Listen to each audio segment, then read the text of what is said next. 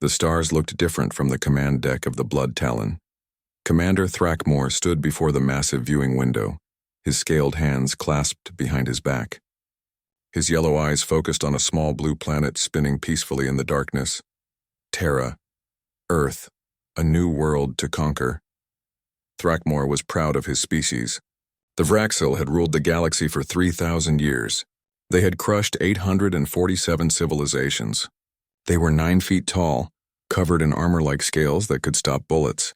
Their reflexes were so fast they could catch arrows in mid-air. They were born hunters, evolved from the deadliest predators their homeworld had ever created. Every species they met had surrendered quickly. Most planets gave up within hours of seeing the Vraxil war fleet. The smart ones didn't even fight. They just accepted their fate and became part of the collective. It was easier that way. Less death. Less pain, but Thrackmore enjoyed the hunt. He lived for the challenge. And this new planet looked promising. Halfway across the solar system, Captain Hyunwoo sat in the Defense Command Center in Seoul. He stared at the computer screen, not believing what he was seeing. The gravitational sensors showed something massive approaching. Something that shouldn't exist. He called Dr. Jiwon immediately. She arrived within 20 minutes, her hair still wet from the shower. She had been sleeping when the alert came through. "Show me," she said, pushing her glasses up her nose. Hyunwoo pointed at the screen. Jiwon studied the data carefully. Her hands began to shake. "This is a ship," she whispered. "A ship the size of a small moon. Can it be natural?" Hyunwoo asked, though he already knew the answer. Jiwon shook her head. "Nothing in nature moves like this. Someone built this, and they're coming here." Within an hour, every space agency on Earth confirmed the same thing. Something alien was approaching. Something huge. Something that had traveled across the stars to reach them. The world's leaders prepared for first contact. Some were excited. Maybe this was peaceful. Maybe they came as friends. Maybe humanity was about to join a galactic community.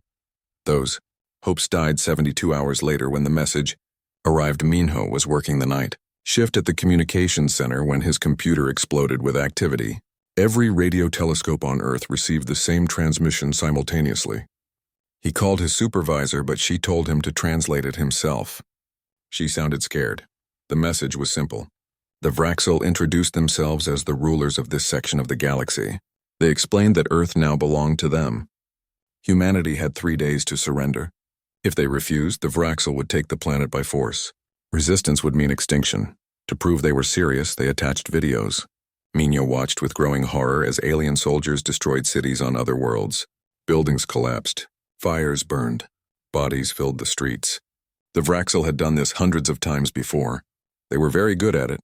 Minho translated everything and sent it to the UN. He sat alone in the dark communication room, wondering if he would be alive in a week. The world erupted into chaos. Some governments wanted to surrender immediately. Why fight against impossible odds? The video showed the Vraxil destroying civilizations far more advanced than Earth. What chance did humanity have? But others refused to give up without a fight. They argued that surrender meant slavery. Better to die free than live as prisoners. The debates raged across every news channel, every social media platform, every government building on the planet. Commander Thrackmore watched Earth's response with amusement. The humans were arguing among themselves. Good. Division made conquest easier. His warriors prepared their weapons and armor. They studied maps of Earth's major cities. They planned which cities to hit first for maximum psychological impact. Thrackmore had conquered planets like this hundreds of times. First came fear, then confusion, then surrender. It always followed the same pattern. Humans would be no different. Captain Hyunwoo attended the emergency military summit in New York. Generals and admirals from every major nation gathered to plan Earth's defense. The mood was grim. Their weapons were designed to fight other humans, not aliens with advanced technology and superior physical abilities. But Hyunwoo noticed something interesting during the meetings. Despite the fear, despite the overwhelming odds, nobody seriously suggested giving up. Every military leader in that room wanted to fight. They might die, but they would make the Vraxil pay for every inch of Earth. "We need to think differently," Hyunwoo said during one strategy session. "The Vraxil are stronger and faster than us. They have better technology. We can't beat them in a fair fight. So what do you suggest?" asked an American general. We don't fight fair, Hyunwoo replied. We use every dirty trick we know. We trap them. We ambush them. We make them afraid to leave their ships. Across the planet, humanity began to prepare. Factories that made cars started making weapons. Scientists who studied medicine began studying ways to kill aliens. Computer programmers worked to hack alien systems. Construction workers built traps and defenses in every major city. Taemin, a colonel with 30 years of combat experience, organized civilian evacuations and military positioning. He knew this would be urban warfare, the bloodiest kind. He spent 3 days turning Seoul into a fortress. Every street became a potential ambush point. Every building became a sniper nest or a bomb. The 72 hours passed quickly. When the deadline expired, the UN sent Earth's official response to the Vraxel fleet. It was written by a committee, translated into multiple languages, and broadcast on every frequency they could manage. The message was short: come and try. Commander Thrackmore read the response and laughed. The humans actually thought they could fight. How entertaining. This would be over quickly, but at least they would provide some sport first. He gave the order to begin the invasion. 10,000 Vraxel warriors boarded dropships and descended toward Earth. They targeted major population centers across the globe. Seoul, New York, London, Tokyo, Lagos. They would break humanity's spirit in a single day. As the dropships entered Earth's atmosphere, Thrackmore felt the familiar excitement of the hunt. Soon he would walk on the streets of this primitive world and watch its people kneel before him. He had no idea that humans had been predators long before they reached the stars. He didn't know that humanity had spent 10,000 years perfecting the art of killing.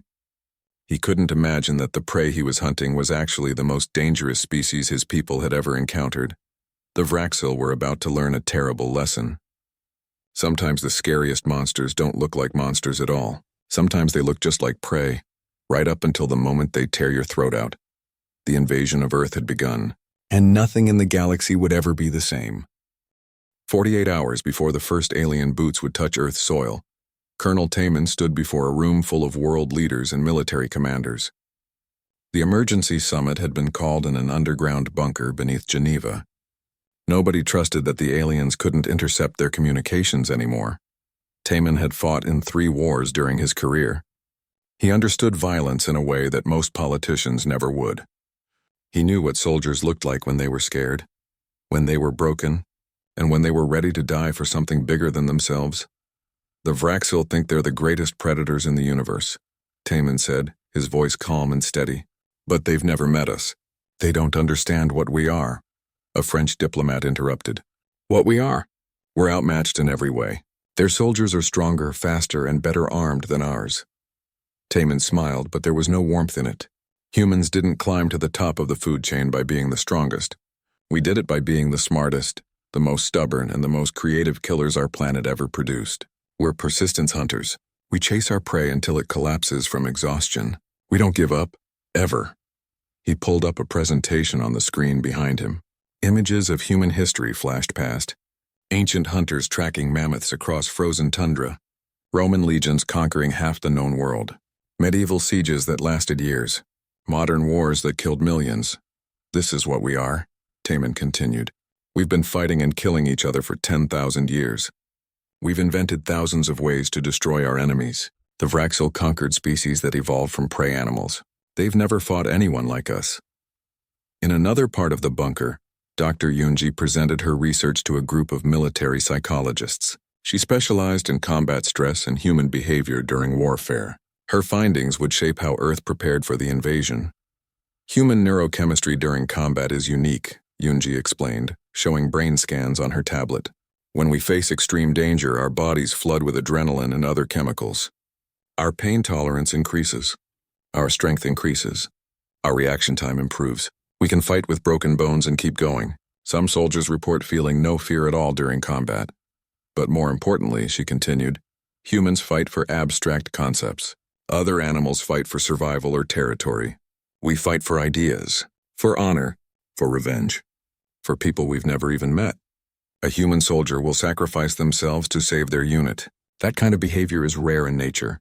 She pulled up historical examples. Soldiers who threw themselves on grenades to save their friends. pilots who crashed their damaged planes into enemy ships. Last stands where small groups held off massive armies against impossible odds. The Vraxil need to understand something, Yunji said. Humans don't just fight to survive. We fight to win, and when we can't win, we fight to make sure our enemy regrets ever facing us. In a basement apartment in Seoul, Samin stared at 6 computer monitors, her fingers flying across 3 keyboards. Around her, 12 other hackers worked just as frantically. They had been awake for 36 hours straight, fueled by coffee and the knowledge that they might be humanity's best weapon. "Got it," shouted one of her team members. "The Vraxil transmission signal has a pattern. They're using quantum encryption, but it's not perfect." Samin rolled her chair over to look at his screen. Her eyes narrowed as she studied the code. "If we can crack their encryption, we can listen to their communications. Maybe even interfere with them." "Can we do it in 48 hours?" someone asked. Samin grinned. "We can try. Get me everyone who knows anything about quantum computing. I don't care what country they're from. We need them now." Within hours, thousands of computer experts around the world joined the effort. They shared data, theories, and code. National boundaries didn't matter anymore. The best minds from America, China, Russia, India, and dozens of other countries worked together for the first time in history. At a military base outside Busan, Sergeant Junho put his special operations team through brutal training exercises. They practiced room clearing, ambush tactics, and urban warfare. Every soldier knew they might be fighting aliens within days, but they trained anyway. "Remember," Junho told his squad, "the Vraxil are faster and stronger than us. Don't fight them one-on-one. Work as a team. Use explosives, use traps, use the environment. Make them come to you, then collapse the building on their heads." His second-in-command, a woman named Nari, who had transferred from the engineering corps, added her own advice. "I've been working with the civilian engineers. We're turning every major city into a death trap. Pressure plates under the streets. Buildings rigged to collapse. Sewer systems filled with explosives. When the Vraxil land, we're going to make them regret it." The team spent hours practicing coordinated attacks. One group would draw enemy attention, while another struck from behind. They learned to fight in the dark, in smoke, in chaos. They memorized hand signals for when radio communication failed. "Why aren't we evacuating the cities?" asked a young private. Junho looked at him seriously. "Because if we evacuate, the Vraxil win without firing a shot. They take the cities and use them as bases. We need to make them fight for every building, every street, every room. Urban warfare is hell, but it's hell for both sides, and we know these cities better than they do." Around the world, similar preparations were happening. In New York, engineers studied building demolition. In Tokyo, scientists developed chemical weapons specifically designed to bypass Vraxil armor. In Lagos, military units practiced guerrilla warfare in dense urban environments. But the most important preparation was psychological. News broadcasts stopped showing the Vraxil videos of conquered worlds. Instead, they showed human history. They showed the battles of Thermopylae, Stalingrad, and Drang. They showed humans fighting against impossible odds and winning through sheer determination. The message was clear. Humanity had faced extinction before and survived. They would survive this too. Dr. Jiwan worked around the clock analyzing every piece of data about the Vraxil. Her team studied the videos frame by frame looking for weaknesses.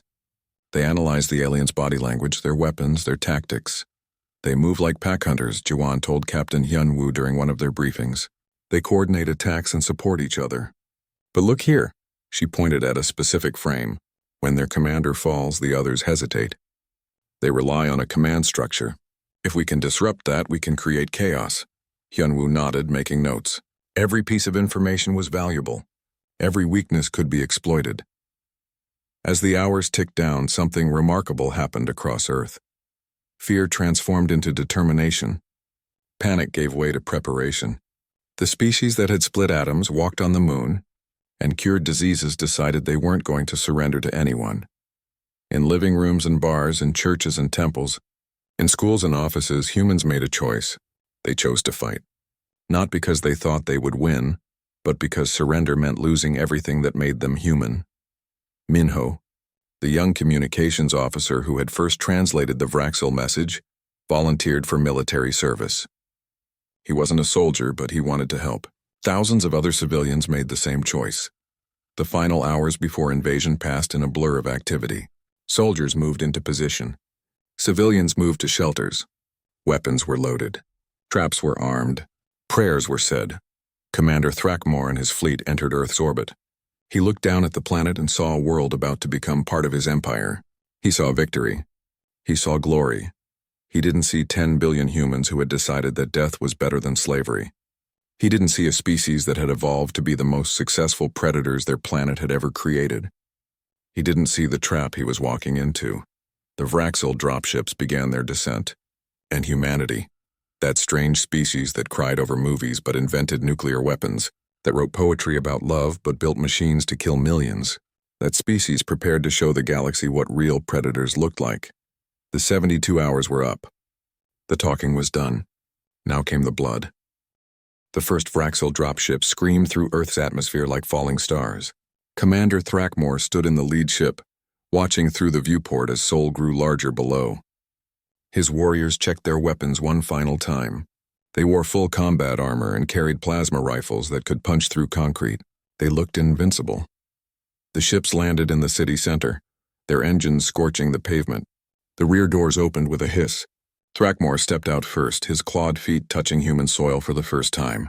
Behind him, 200 Vraxil warriors spread out in a perfect attack formation. They had done this so many times before. The streets were empty. No screaming civilians, no panicked soldiers, just silence.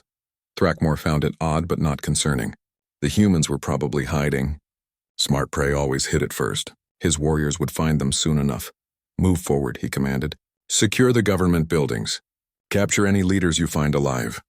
The Vraxil advanced down the main street. Their heads constantly moved, scanning for threats. Their training was excellent. Their discipline was perfect. They looked like an unstoppable force. Then the street exploded. Nari had spent 3 days rigging the underground gas lines. She had calculated exactly how much explosive force would be needed and where to place the charges. When she pressed the button from her position 2 blocks away, the results were devastating. 20 Vraxil warriors disappeared in the fireball. The survivors scattered, their formation broken. Before they could regroup, windows on both sides of the street shattered. Human soldiers opened fire with everything they had. Bullets, rockets, grenades. The sound was deafening. Thrackmore dove behind an overturned bus, his mind racing. This wasn't supposed to happen. The humans weren't supposed to fight back like this. They were supposed to be afraid. Reform and return fire, he shouted into his communicator. But his warriors were learning a terrible truth. The humans weren't fighting fair. They weren't standing in the open. They were hiding everywhere, shooting from buildings, from sewers, from positions the Vraxil hadn't even known existed. Sergeant Junho watched through his scope from a building 4 blocks away. He saw the alien commander taking cover. He adjusted for wind and distance. Then he fired. The bullet struck a Vraxil soldier in the neck, right where the armor had a small gap. The alien went down. Target their joints, Junho said calmly into his radio. The armor doesn't cover everything. Around the city, other human soldiers made the same discovery. The Vraxil were tough, but they weren't invulnerable. Aimed shots could kill them. And humans had been perfecting the art of aimed shots for centuries. Captain Hyunwoo coordinated the defense from an underground command center. He watched multiple screens showing different parts of the city. The Vraxil were strong, but they were fighting in a city that humans had turned into a maze of death. Collapse Section 7, he ordered. Nari pushed another button. An entire apartment building came down, crushing the Vraxil squad that had been advancing beneath it. The aliens' armor couldn't save them from thousands of tons of concrete. Pull back Unit 3 and set up the next ambush, Hyunwoo continued.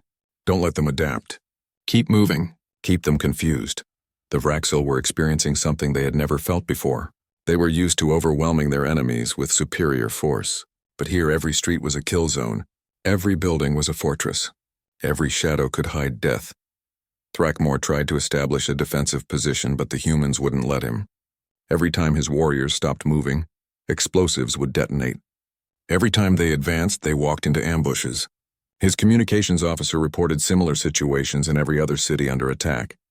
How many have we lost? Thrackmore demanded.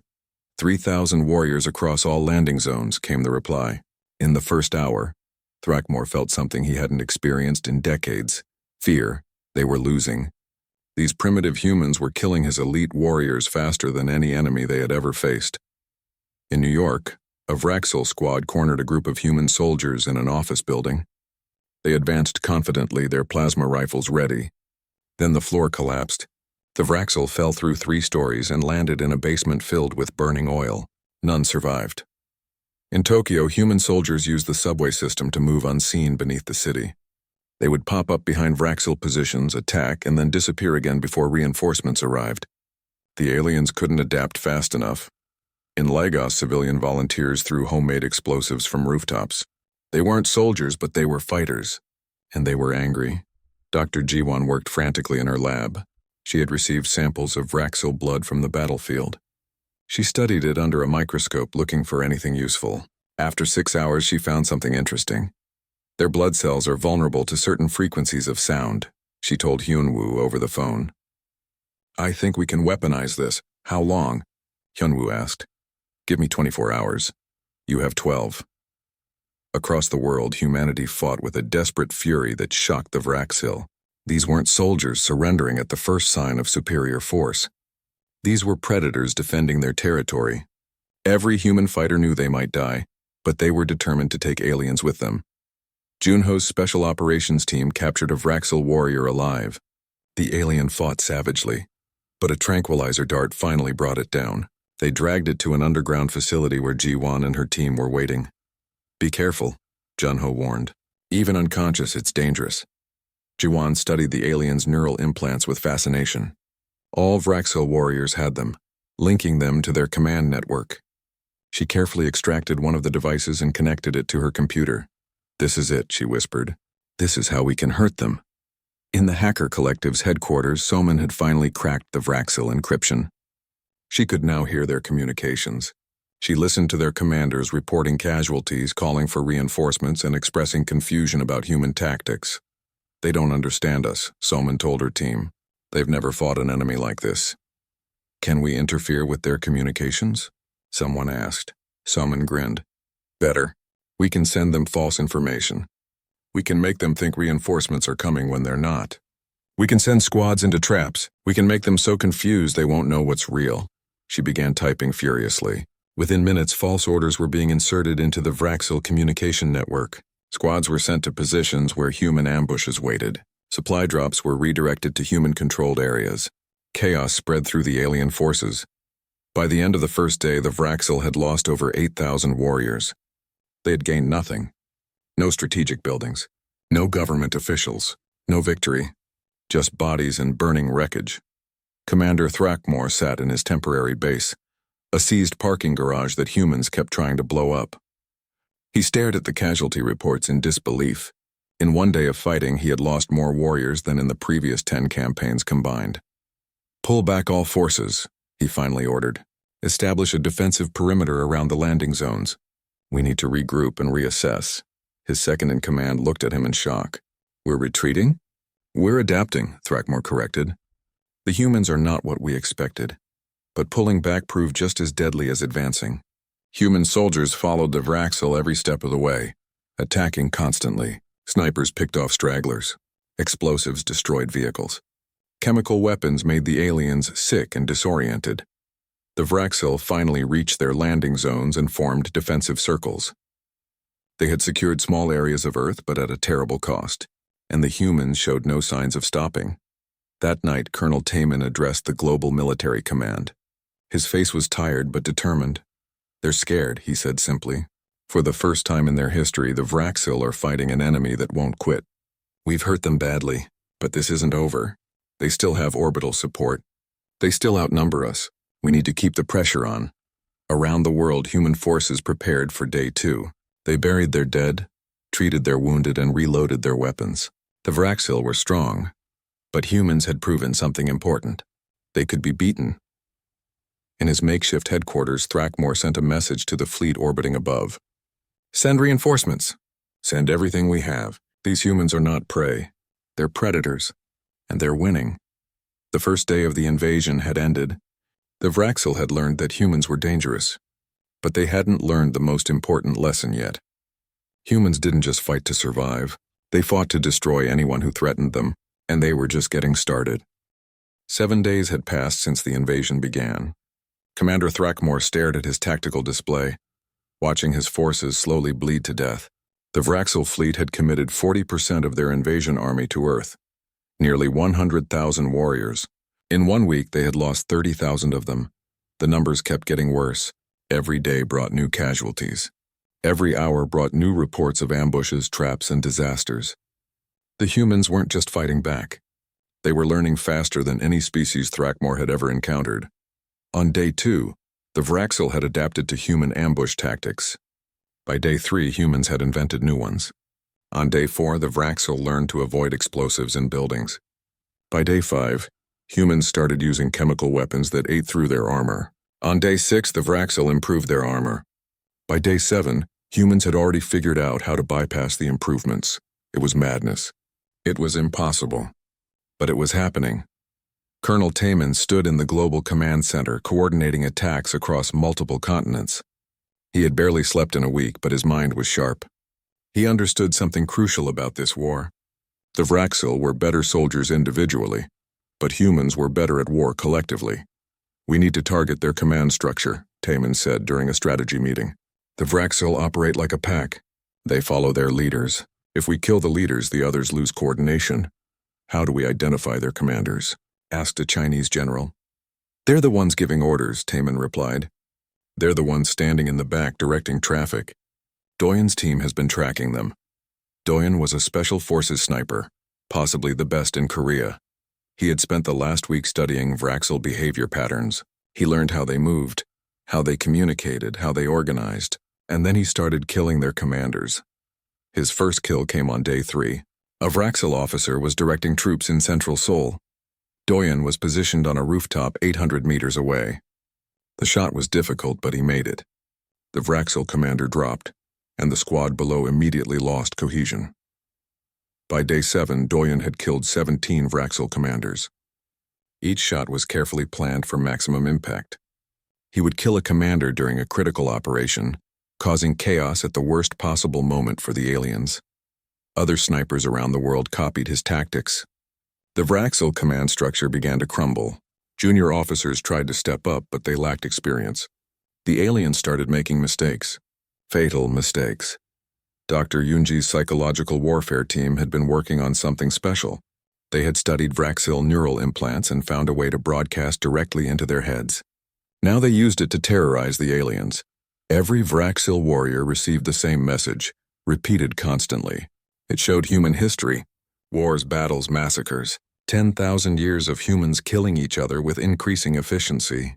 The world wars, Vietnam, Iraq, Afghanistan. The message was clear. If this is what we do to ourselves, imagine what we'll do to you. The psychological impact was devastating.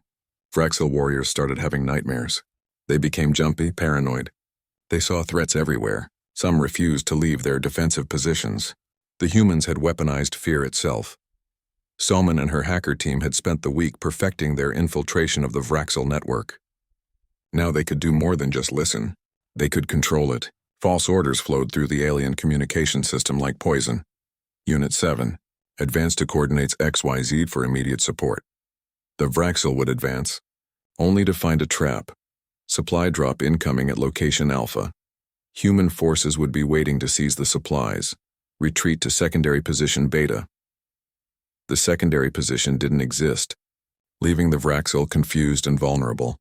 The aliens tried to fix their security, but Somin was always one step ahead. Every patch they implemented, she found a way around. It was like trying to catch smoke with your hands.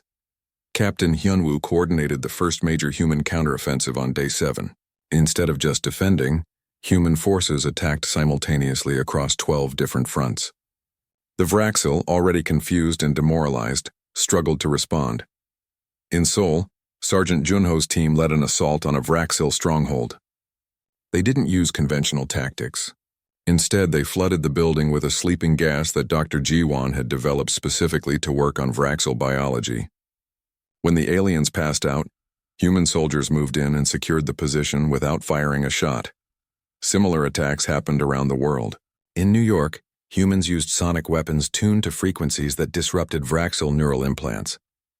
In Tokyo, they deployed drones carrying explosives too small for Vraxel sensors to detect. In Lagos, they used the sewer system to plant explosives directly beneath alien positions. The Vraxil fleet in orbit watched their ground forces collapse with growing alarm. Commander Thrackmore sent increasingly desperate requests for orbital bombardment. If they couldn't take the planet by ground assault, they would burn it from space. But when they tried to fire their orbital weapons, nothing happened. The targeting systems failed. Weapon systems locked up. Some ships reported their own weapons turning toward other Vraxil vessels instead of Earth. Salmon smiled at her computer screen. "Got you," she whispered. She had spent 3 days infiltrating the fleet's systems.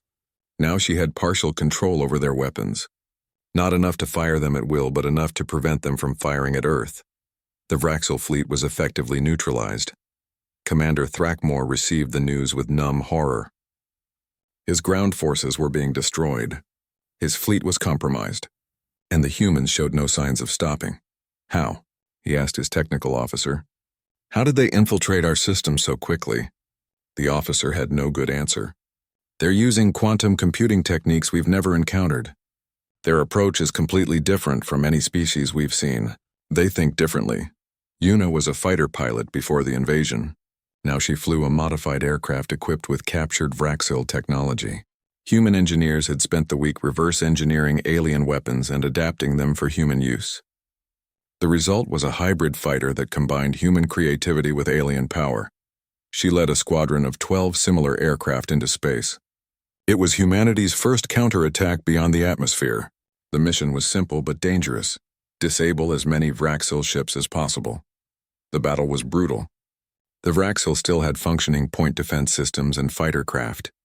3 human pilots died in the first 10 minutes. But the others pressed on, using tactics the aliens had never seen before. They flew in patterns that seemed suicidal but were actually carefully calculated to exploit weaknesses in Vraxil defensive coverage. Yuna managed to disable 3 Vraxil supply ships before her aircraft took critical damage. She ejected and watched as her fighter crashed into an alien destroyer, causing secondary explosions.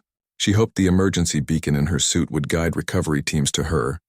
On the ground, the Vraxil were retreating to their landing zones. It wasn't organized. It wasn't tactical.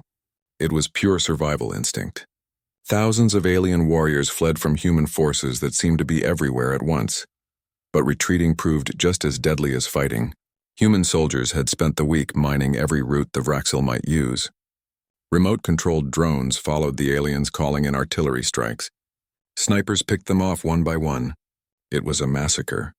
Commander Thrackmore tried to organize a defensive perimeter at his landing zone, but the humans wouldn't give him time. They attacked constantly from every direction, using weapons and tactics that seemed to change by the hour. He sent an emergency transmission to the Vraxil High Council. "We cannot hold Earth. The humans are too dangerous. We need to retreat immediately or we'll lose the entire invasion force."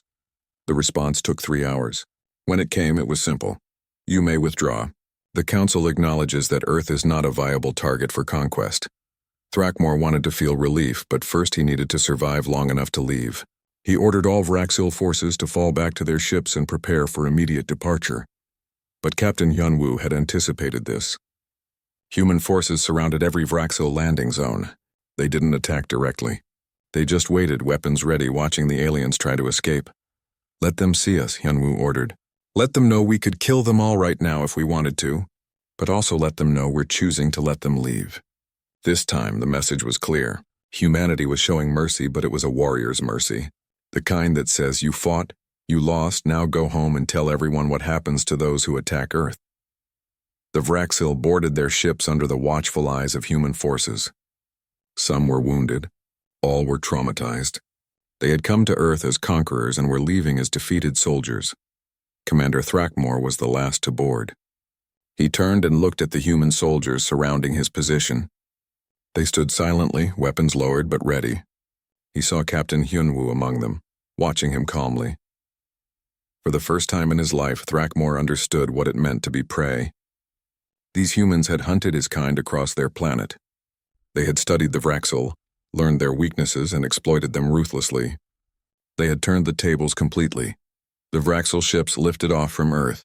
carrying 70,000 survivors out of the 100,000 who had come to conquer. Behind them, humanity stood victorious. 3 months had passed since the Vraxil fleet limped away from Earth. 3 months of rebuilding, mourning, and preparing. Humanity had won the battle, but everyone knew the victory was incomplete. The Vraxil were wounded, not destroyed. They might come back. Or worse, other species might see Earth as a target. Captain Hyun-woo stood in the UN Assembly Hall, watching as Commander Thrackmore was brought in under armed guard. The alien looked different now. His armor was plain, not decorated. His head was lowered. He moved slowly, carefully, aware that hundreds of human weapons were pointed at him from hidden positions. The Vraxil had requested this meeting. They wanted to formally surrender. More importantly, they wanted to beg humanity not to pursue them back to their home worlds. The hunter had become the hunted, and they were terrified. Thrackmore stopped at the center of the room. Around him, representatives from every nation on Earth watched silently. The humans had lost millions in the war. Every person in this room knew someone who had died fighting the Vraxil. The anger in the air was thick enough to touch. "I speak for the Vraxil Collective," Thrackmore began, his voice translated by computers. "We surrender unconditionally. We will pay reparations. We will share our technology. We ask only that you spare our homeworlds from retaliation." Colonel Taman stood up. He wore his full military uniform, every medal earned through decades of service. "Why should we spare you? You came to enslave us. You killed millions of our people. You transmitted videos showing how you destroyed other civilizations. Why should we show mercy?" Thrackmore was silent for a long moment. Then he said something that shocked everyone in the room. "Because you are better than us. We came as conquerors. You fought as defenders. We killed without thought. You killed only when necessary. We are predators. But you are something more dangerous. You are predators with conscience. You can choose mercy even when revenge would be easier." Dr. Jiwon sat in the audience, listening carefully. She had spent the last 3 months studying everything the Vraxil had shared about galactic civilization. What she learned was fascinating and disturbing. Most species in the galaxy evolved from prey animals, herbivores, creatures that ran from danger rather than fighting it. They developed intelligence to escape predators, not to hunt. When they reached the stars, they built civilizations based on cooperation and avoiding conflict. The Vraxil were different. They evolved from apex predators on a death world. They were the hunters and everyone else was prey. For 3,000 years, they had conquered species that didn't know how to fight back, species that surrendered quickly to minimize casualties, species that had never experienced war on the scale that humans considered normal.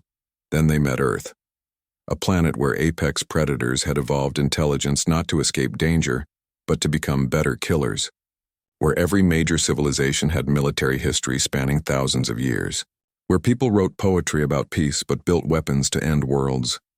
The Vraxil had never encountered anything like humanity, and according to their records, neither had anyone else in the known galaxy. Dr. Yunji presented her findings to the assembly. The Vraxil psychological profile is fascinating. They see themselves as ultimate hunters. Their entire culture is built around strength and conquest, but they also have a concept similar to honor. They respect worthy opponents, and they now respect us, because we beat them at their own game. She pulled up brain scans of Vraxil warriors who survived the Earth campaign. They're traumatized. They have what we would call PTSD. They experience nightmares about human tactics. Some refuse to talk about their time on Earth. They're afraid of us in a way they've never been afraid of anything before. Minho, now promoted to Chief Xenocommunications Officer, had been in contact with other galactic species. The messages coming in were varied but consistent in their tone. Everyone wanted to know more about humanity. Some were scared. Some were curious. All of them were reassessing their views of Earth. "They're calling us the Death Worlders," Minho reported. "Apparently Earth is classified as a Class 12 death world. Most spacefaring species evolved on Class 4 or 5 planets. They can't imagine how we survived, much less thrived, on a world as dangerous as ours." He showed images of Earth from space. Hurricanes, volcanoes, earthquakes, tsunamis, regions with extreme heat and extreme cold, deserts, jungles, Arctic wastelands. Earth was actively trying to kill everything on it, and humans had learned to survive in every environment. "We're not just predators," Minho continued. We're predators from a planet that made us exceptionally good at adapting and surviving. That's what makes us dangerous. Salman and her hacker team had achieved something remarkable. They now had complete access to the Vraxil communication network and significant access to the wider galactic network. She reported her findings to the Security Council. "The galaxy is watching us," she said.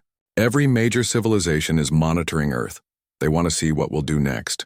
Some are afraid we'll become conquerors like the Vraxil. Others think we might be useful allies. But they're all watching." She showed intercepted communications from dozens of alien species. Some were trading information about human capabilities. Others were establishing protocols for how to interact with humans.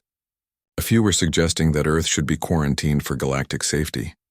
"We have a choice to make," Somin concluded. "We can isolate ourselves and stay out of galactic politics. Or we can engage, but on our terms. Either way, we're no longer unknown. The universe knows we exist, and they know we're dangerous."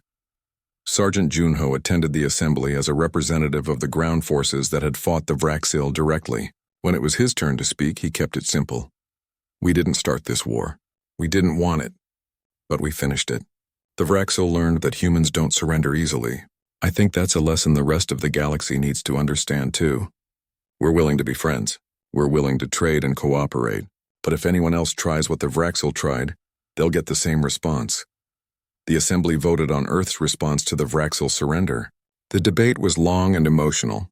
Some wanted harsh punishment. Others advocated for mercy. In the end, humanity chose a middle path. The Vraxil would pay reparations in technology and resources. They would share their knowledge of galactic civilization. They would formally recognize Earth as an independent sovereign world with the right to defend itself. And they would broadcast a message to every species in known space, explaining what happened when they tried to conquer Earth. Commander Thrackmore agreed to all terms. He had no choice. His people were beaten and broken. But more than that, he genuinely respected what humanity had accomplished. They had defeated his forces through superior tactics, adaptability, and sheer determination. In Vraxil culture, that earned respect. Before he left Earth, Thrackmore requested a private meeting with Colonel Taman. The two warriors sat across from each other, separated by a table but united by mutual understanding. "I have conquered many worlds," Thrackmore said, "but I never met anyone like your species. You fight like the universe itself made you for war." Taman nodded slowly. "We've had a lot of practice. We've been fighting each other for 10,000 years. We know war in ways you can't imagine." "That's what makes you terrifying," Thrackmore replied. "Most species fight to survive. You fight to win, and when winning isn't possible, you fight to destroy your enemy even if it destroys you too. That's not rational. That's not logical. But it's incredibly effective. It's called spite," Taman said with a slight smile. "Humans are very good at spite." Thrackmore actually laughed, a harsh barking sound. "I will tell the collective. I will tell the galaxy. Earth is not prey. Earth is the apex predator that evolution spent billions of years creating. And anyone who forgets that lesson will learn it the way we did." The Vraxil commander left Earth for the final time. His ship joined the rest of the fleet in orbit. They jumped away toward their home worlds, carrying news of their defeat and warnings about the dangerous new species that had entered galactic civilization. Dr. Jiwon, Soman, and Captain Hyunwoo met in a cafe in Seoul, the first time they'd relaxed in months. Around them, the city was being rebuilt. Construction crews worked day and night. Life was slowly returning to normal. "What do you think happens now?" Jiwon asked. "The galaxy will be cautious around us," Soman predicted. "They'll want to establish diplomatic relations, but they'll be careful. No one wants to be the next species that underestimates humans." Hyunwoo nodded. "We need to be smart about this. We have an opportunity to join galactic civilization as equals, not as prey or conquerors, but we need to maintain our defenses. The Vraxil won't be the last threat we face across the world." Humanity began preparing for the future. Scientists studied Vraxil technology and adapted it for human use. Military forces trained for potential space combat. Diplomats prepared for first contact with other alien species, but everyone remembered the lesson of the invasion. Earth had survived because humans refused to surrender. They had turned the Vraxil's strength against them. They had adapted faster than anyone thought possible. They had shown the galaxy that humanity was not prey. Minho broadcast Earth's formal message to the galactic community. It was written by committee. translated into dozens of alien languages and sent on every frequency they could manage.